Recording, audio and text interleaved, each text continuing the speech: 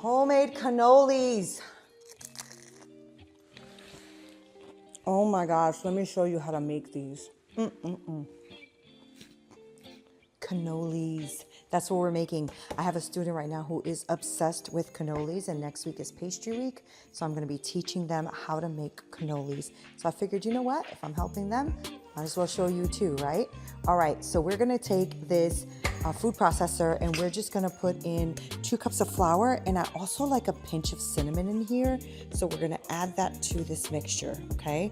So 2 cups of flour, pinch of cinnamon goes in. This is a really simple recipe, but it does take some finesse. Okay, so we're gonna do this. We're gonna do this like Brutus. All right, we also have 2 tablespoons of sugar, and we have about a teaspoon of, or half a teaspoon of salt. That's gonna go in here as well, okay? And then I'm gonna cut up some butter. Now you can do this by hand. If you don't have a food processor, take a fork and cut the butter into the flour mixture, okay? We're gonna do this by hand, by machine, because I don't want to do anything by hand today. Okay, so we're just gonna pulse this just to mix that up a little bit. And then I'm just gonna throw in the butter pieces. Now, it's only 2 tablespoons of butter. That's all you're gonna be using. Okay, so we're just gonna put that in and pulse. Oop, we got flour everywhere, y'all. Okay, here we go. Now, all we're doing is we're pulsing it until it looks almost like a sand, right? But it's not gonna be moist. It's just gonna be crumbly, okay? So we'll crumble that in. Good, good, good. All right, once that's all nice and crumbled in, and I'm sure that you can see it on my overhead camera, right? Do you see how that looks? It looks crumbly, it has pieces of butter in it. Perfect. That is what you want. And the butter has to be cold, okay? Make sure you guys put in cold butter. All right, we're gonna end up putting in an egg yolk, okay? I love the richness of egg yolks, and it gives it like body and color. So this is awesome. And I got these beautiful farm fresh eggs. So they're deep in color, which is excellent, right? After we're gonna, or also putting in half a cup of Marsala wine. So I just went and picked up some Marsala at our local H-E-B, y'all. I love H-E-B, okay? Now, if you don't have Marsala and you're like trying to stay away from alcohol, even though it does fry out, right? You can use white grape juice, works well with vinegar, that would work. But Marsala gives it like a deep flavor, and it also helps the shells get that beautiful brown color that you're looking for in a cannoli, right? Okay, so we're gonna go ahead and put in our Marsala, about half a cup. I also have a teaspoon of vinegar here, okay? And the Marsala really, when it starts to fry, it really is what gives it those little bubbles that you find in the shell when you have a shell. That's what, is giving it that bubbly look, right? I love cannolis. All right, I think we're good. I think I put everything in, good to go. Now we're just gonna keep pulsing. And this is gonna make a very rough looking dough, okay? And that's okay. What we're gonna do is we're now going to knead it, okay? So I already cleaned my board, but I'm just gonna wipe it down again. When you are doing this, make sure everything is clean. I have this beautiful cold marble, but I already washed and sanitized. That's one of the things about, that I've done differently since cooking with my kids when they were younger to becoming a chef, is just actually having everything already set apart. And that has helped me a lot in cooking. So now I come home from work and I already kind of know what I want to do. I get my mise en place done and I get everything prepared, and it works really beautifully, right? So we're gonna grab my bowl from in here, just so I have talking about preparing, right? And then I forget the bowl. Okay, so we're gonna take this out. This beautiful dough, it's soft, okay? It's gonna feel soft, and that's okay. That's what you want. You want this dough out. Oh, can you guys smell that? Can you smell it? It smells so good. All right, we're gonna take a little bit, and now what we're gonna do is flour our hands a little bit, and now we're gonna just knead this, okay? And we're kneading for about 6 to 7 minutes. Kneading is really important, right? So kneading is basically pushing your dough, folding it, turning it, pushing it, folding it, turning it, right? And when your dough has developed gluten, it's going to get firm, is what you want, and it's going to spring back on you when it's ready, right? So this is about ready. I've been kneading for about 5-6 minutes, okay? And I want to make sure that my dough has developed all the gluten that it needs to develop, and then I'm going to have it rest. So once your ball is done, you're going to press it. Still isn't springing back, okay? You want it to spring right back. If it springs back, you're good, okay? Don't add like a ton of flour. Add just a little on your board to help you kind of knead, okay? I just thought it was important for me to come back and show you that. And then we put it in the bowl, okay? All right, so we're gonna keep going here because today was my workout day, but yesterday was arm day, but I guess I'm doing arm day today again, which is fine. I need it anyway. I've been exercising on this streak, and I am on day 99 of working out without stopping, without, taking a day off. 99 days. I'm very proud of myself. Okay, let's see. Oh, you see that? I don't know if you guys see that. Okay, let me show you on camera. I just need it a little bit more. I want it to be really springy. I want the gluten to really develop, right? Because gluten is a protein. It's like a rubber band. And when you have a lot of you need a lot, or you work it a lot, those rubber bands get very, very tight, right? And so we want them to spring back on us to show us, hey, gluten is developed, and then we want it to relax and calm down so that the dough, and it doesn't just break on us, right? We want to develop that gluten, and then we want it to relax. Okay, let's see. Let's see. How are you feeling? How are you feeling, my friend? Let's see. See how it's staying still, sunk in? You see that? It's springing back, but not a lot. We're gonna keep going. All right? So give me a few minutes. I'm gonna keep going here, and I'll come back and show you what I'm talking about.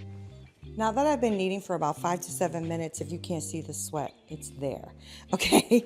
Your dough is going to be pretty firm, and also when you press it, it should bounce back, okay? So you press it, it should come back up, okay? That's how you know you've developed your gluten. I'm gonna put this in a bowl, cover it with plastic. I'm gonna clean up here, and when I come back, I will show you how I wanna roll this out and cut it. Also, the ricotta cheese, right? So the filling. So what I did was I took a container. Let me just show you. I took a container of ricotta cheese, and I am draining it. I want it to be pretty dry.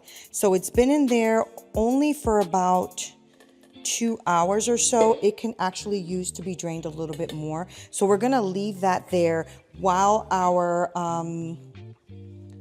dough rests, because our dough is gonna be resting for about 2 hours, okay? So this will be in the fridge for that long. We're gonna rest our dough, and when we come back, I'll show you how we're gonna roll it, cut it, fry it, all the fun things, okay? We'll be back. We're back. I just had like an amazing, intense workout, and so, but I let this sit overnight because I had a lot of things to do, and I wanted to feed hubby and all that. So you're gonna see a video that comes out with making a New York strip steak with a shallot cream sauce. It is delicious. What I wanna do is show you the ricotta. So what I did was I took a jar of like whole milk ricotta, okay? And I let it drain overnight. So I don't know if you can see that. I don't know if you can see that liquid, okay? But that's what drained out of the ricotta. So what we're gonna do is we're gonna put in about 2 cups, I think is all I'm gonna use of the ricotta right now, which will probably be the whole container. Nice. It got nice and, you know, as dry as it could. I didn't have a cheesecloth. I wish I did, because a cheesecloth, I can squeeze it all out, but I used my cheesecloth for my yogurt. Okay, so in here we have this. Hold on. Oh, there it is. Okay. In here, we're just gonna put in a cup of sugar. Now, what I did was, the dough is out. Okay, the dough came out, and now I'm just letting it come to room temp, okay? I just want it to be able to relax a little bit, have the gluten relax, so that it's easier to work with, and also it doesn't break on us, right? All right, so in here, into the ricotta, I'm gonna put a cup of powdered sugar. So literally powdered sugar, in case you don't know, it's just regular sugar that has been blended until it's light and fluffy, okay? So a cup of that goes in there. You can, you know, do this with a machine, but I just feel like whisking it is a little bit better. I might even just go to a spoon. I'm gonna get powdered sugar everywhere. It's kind of like chocolate, right? Every time you work with chocolate, for some reason or another, chocolate is everywhere, right? All right, so I'm just going to mix this together. And in here, I am going to add a little bit of vanilla, probably about a teaspoon or so. I don't know if you guys know this, but usually the cap of your vanilla is about a teaspoon. Okay, so now I think I'm just gonna add a little bit of lemon zest, because I had some zest left over, and I want that citrus flavor. So we're gonna go ahead and put that lemon zest, and this is zest from one lemon, okay? That goes in, and that's pretty much it. Now at this point, you can make a decision. If you wanna put in chocolate chips into the actual cannoli mixture, or dip them into chocolate chips, or pistachios, or any kind of nuts or anything like that you want. I actually chopped up some pistachios. I just ran my knife through them roughly. And then I have some mini chocolate chips here. So after we roll out our dough and we fry them, we let them cool completely, and then we fill them with the ricotta mixture, okay? So now the ricotta mixture, I'm gonna put back in the fridge, because I want it to firm up just a little bit, okay? And then we're going to pipe this beautifulness. Actually, let me taste it and make sure it has enough flavor. Oh, yum. Okay, we're gonna put that into the fridge. Let it firm up just a tiny bit, and then we're gonna move on right now to rolling out our dough, okay? So give me 1 second, I'll be right back. So I got my KitchenAid out, and I have a pasta roller attachment. And the reason I'm doing that is because I just realized that I left my rollers in the classroom when I was teaching dough. So I don't have my roller with me. So I'm gonna use this to help me kind of do this in a good way, so that I don't, you know, have to like struggle trying to roll this out when I don't have a roller, okay? All right, so the dough is pretty pliable, okay? It's still cold, but it's not solid, okay? So it goes down, and as you see, the gluten is relaxed, right? So remember yesterday I was showing you how it bounces back, but now the glutens are relaxed, and so it's not bouncing anymore, okay? So what we're gonna do is we're gonna get a little bit of flour. On your bench, you're gonna just put a little bit of flour. Sprinkle from high so that you don't get too many clumps, okay? All right, I'm gonna cut this dough, actually. I'll probably cut it in 4s, just so I can control the amount of dough that we will be making, right? We'll cut it in 4s, okay? Put this back in here. There you go. Okay, so what I'm gonna do now is just try to flatten this out the best I can I got this little glass jar. I'm just gonna roll it out. Don't press on the glass jar, of course, not too hard. You don't wanna break the glass. I just wanna flatten it out a little bit so I can put it through the machine, okay? That should be good. All right, so once you have it flattened as much as you can. You're gonna pop it through your pasta machine. Let me see, I hope you guys can see this. Okay, we're gonna put this on dial 1. If you were doing this by hand, you would roll this out to 1/16 of an inch, right?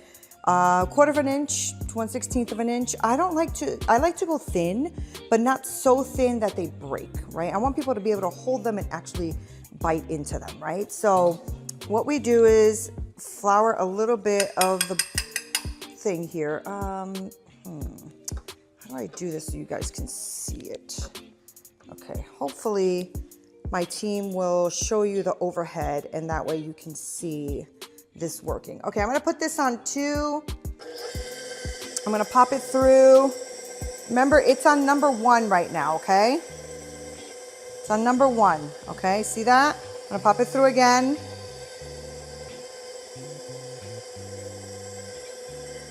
All right, are you watching? Looks good, right? Okay, I'm gonna fold it and I'm gonna pop it through again because I wanna make sure that it does not break on us when we're rolling this out super thin, right? So I'm gonna put it through again.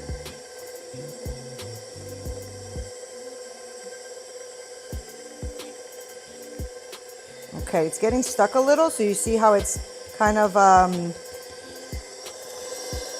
not tearing, but it's kind of coming apart a little bit. Okay, I'm gonna put it through on number 2 now, okay? So we're probably gonna go up to about 7, I think, on the dial, but we will see. So I'm gonna just flour this again. And I'm not using a ton of flour, y'all. I just don't want it to stick and tear. And the good thing about using something like a pasta machine is that I can, it'll be evenly in width if I do it right? If I hold it steady, it should be pretty even in width. All right, so see how that kind of fixed it a little because I put the flour? Look at that, okay. So I'm gonna go to 3 now. And you're gonna just keep doing this until you get to like 7. And I always pass it through twice. Except for number 1, if you saw I passed it to about 4 times, right? Twice and then twice again after I fold it.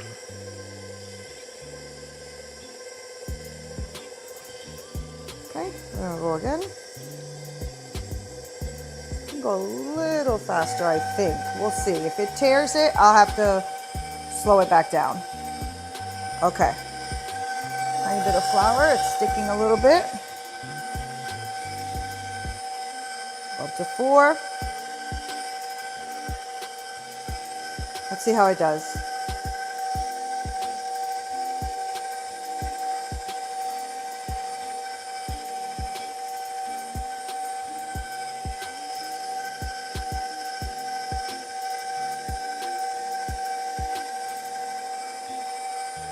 Okay, do you see how it's extending now, right? All right, we're gonna go up now to 5.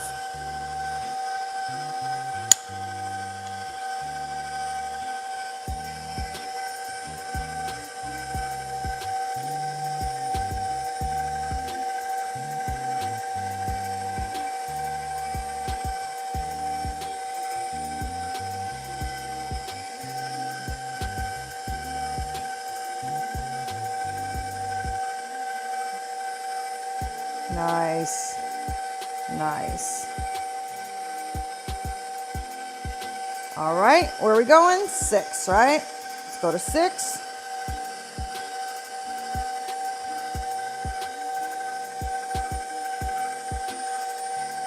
And if you were making pasta, at around 7 is where I would stop as well if you're making like a ravioli. If you're working with a semolina pasta, which is a lot more firm, you can go all the way up to 8 and you still should be good.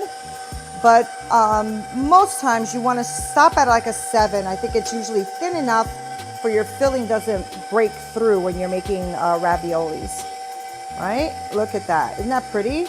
Okay, so that's a pretty good amount. I'm going to go to 7 and then I think I'm going to stop there. Because see how thin it's getting now? Now it's getting super thin, right? See that? Okay, that is as far as I want to get. I don't want to get any further than this when it comes to thinness. I probably would have even stopped at 6. But we're going to test these out. Okay? Beautiful. And I'm not going to put this through again because it is so thin right now. I don't want to make this super, super thin, right? I want to make it thin, but not so thin that it's just going to break on me before I even get started. We are going to do our best with the shells that we have. And me and my husband are going to go out to lunch right now with some friends. So I'm going to also bring it to them so they can try it and see if they like it. Also set up a little rack for yourself, okay? Just so that they can dry for you. You don't want them sitting in oil. So if you don't have a rack and you have paper towels, that will be fine as well. But if you do have a rack, it would be better, okay? So I'm going to make sure that my oil does not go past 350, because if it does, it will make your shells like burn really fast, and we don't want that, right? We want it to get nice and crispy. It's not gonna take long at all, but I don't wanna like overdo it either, right? So we're at 110 right now. So we will check that in a second. So you see what I mean about the cutter kind of cutting it kind of oddly? That's okay. All right. What I want to do is I want to take these beautiful cannoli rings and I'm going to turn it over like this. I'm going to wet it a little bit with the egg white that we had left over. Okay, and we're just gonna roll it upon itself, okay? So make sure, see I didn't put enough, hold on. Because this is a big cutter, right? Make sure you pull it over itself and that it actually seals, okay? Did you see how I did that? We'll do another one, we'll do another one. All right, grab it. Put it over. Oop. Come on. Don't be mean. Don't be mean. Okay. Put it over, just like that. And then wet. And this part now gets rolled over on it.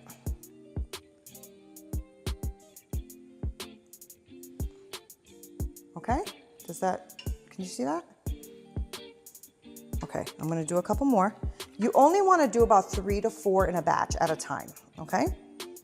Guys, I am like sitting here and I am like an inferno right now. I'm sweating and it's because of all the weightlifting I did. And I just started putting weightlifting into my workout routine and it's like, it like keeps burning after you're done. After you're done, right? Which is kind of cool. I like that. I like that it just keeps on going, right? So that's good. I worked really hard. I'm day 100 now of straight workouts without stopping. And I'm really proud of myself for that. I think I'm 99 or 100, I have to check. Okay, we're at 180, 190. So we have some ways to go, okay? All right, while we're waiting, we're gonna go ahead and just keep doing these little tubes here. So we're gonna pop it, egg white, and pull it on over. Okay, got that? All right, let's do 2 more.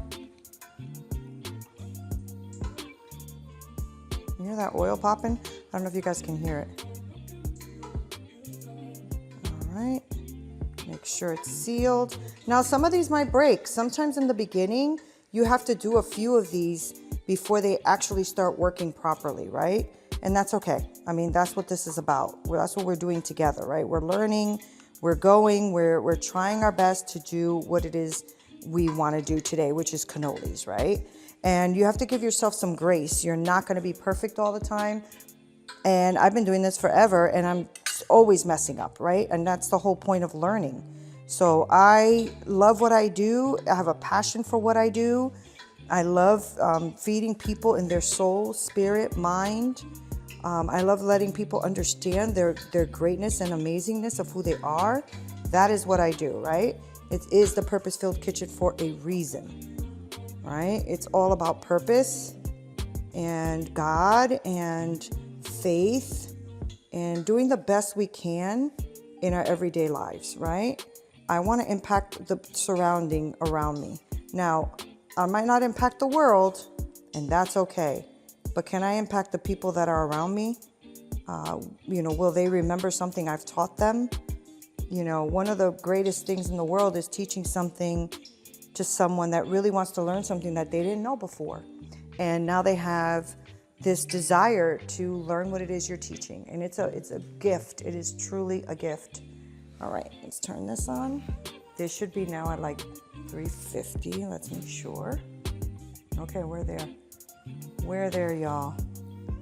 Okay. I'm gonna lower the heat a little bit, only because I don't want it to like burn my cannolis. Okay, you're gonna grab your cannolis and you're gonna drop them in, but be gentle, okay? Be gentle.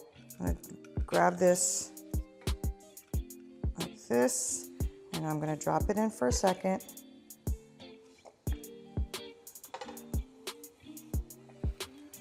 All right, I'm gonna grab another one. I'm gonna drop it in for a second. And then drop it in. And I'm only gonna do about 3 or so in here at a time, okay?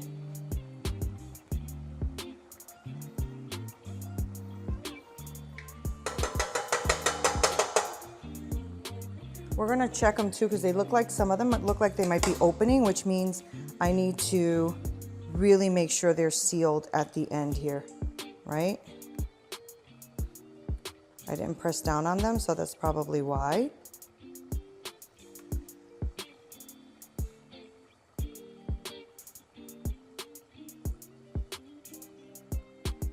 So press down, make sure they're pressed, okay, because they're popping open. All right, they don't take long, so make sure you move them around, okay?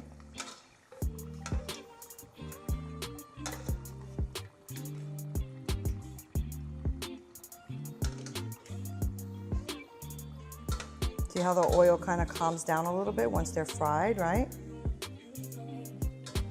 So we're waiting for that beautiful golden color, which is happening. See that? Look at that color. My goodness. Drain out the oil as best you can, and onto your pan they go, okay? So pull them out. Careful not to break them. Let the oil drip out as much as possible, and then put them on your container here.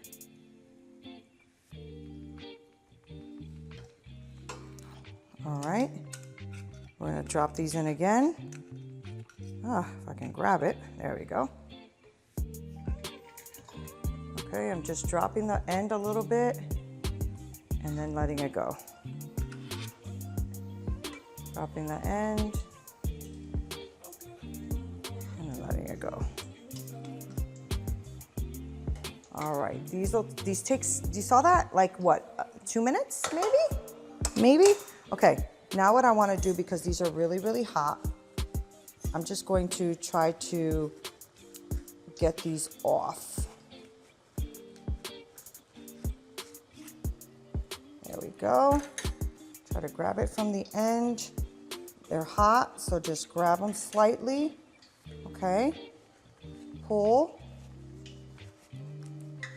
And what all I'm doing is kind of twisting a little bit, just to try to loosen. Okay, there we go.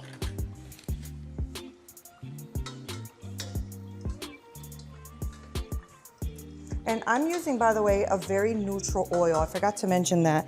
Try not to use something like olive oil or something strong tasting like that. Use a very neutral oil. All I'm using now is a vegetable oil because it's very neutral. Avocado oil can be very neutral. you know, you have to make sure that it's not going to overpower the flavor of your cannoli, okay? I'll pull these out. See how these are a little bit lighter? And they're a little lighter because the oil has come down just a little bit from putting in the product, right? We'll drain these. Okay, we're gonna make more, but for now, I just wanna show you what we got. Now I'm going to grab this metal, right? Slowly, because there's oil dripping and it will burn you, okay? So grab it gently and then pull. They should come out pretty easy, but I wouldn't wait for them to harden or get cool too much on the tube, because that may cause a problem. And some of them may break. I mean, it's just the nature of the beast, right? So, ooh, this one doesn't want to come out. Oh, there we go. I hope. Pull gently. It's your friend, okay? Pull gently, okay. Ouch, these tubes are hot. Just burned my arm. Okay, see that? Look at that.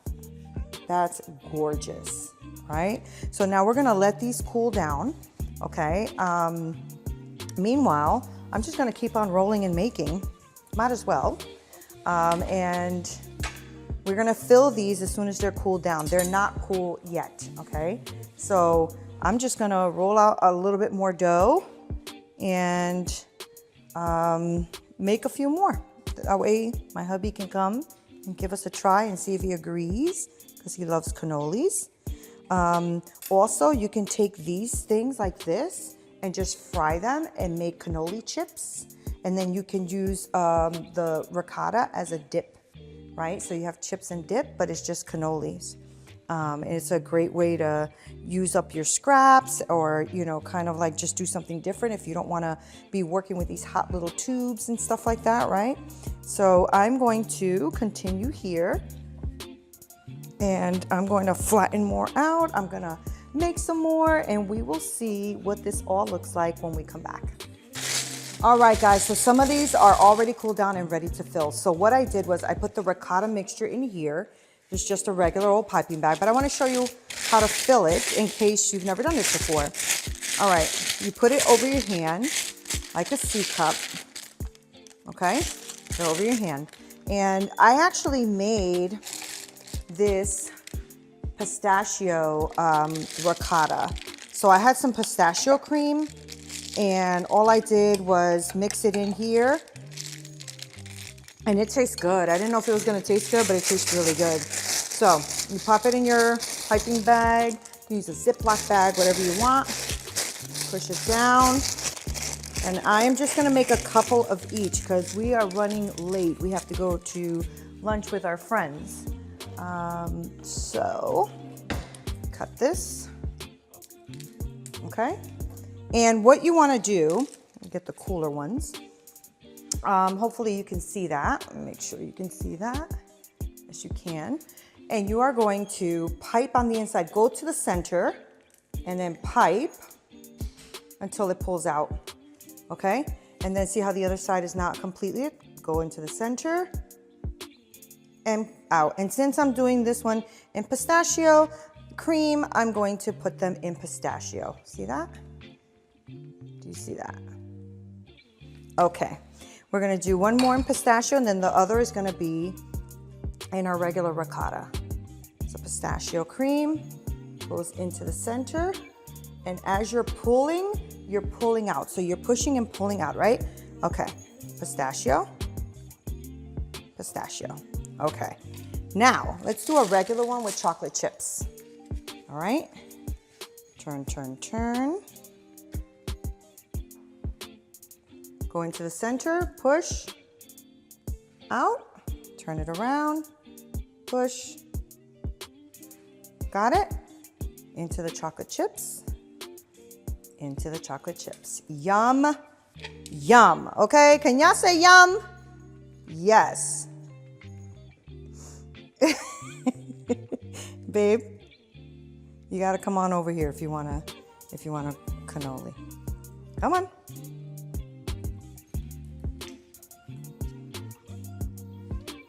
Reach for it. Reach for it.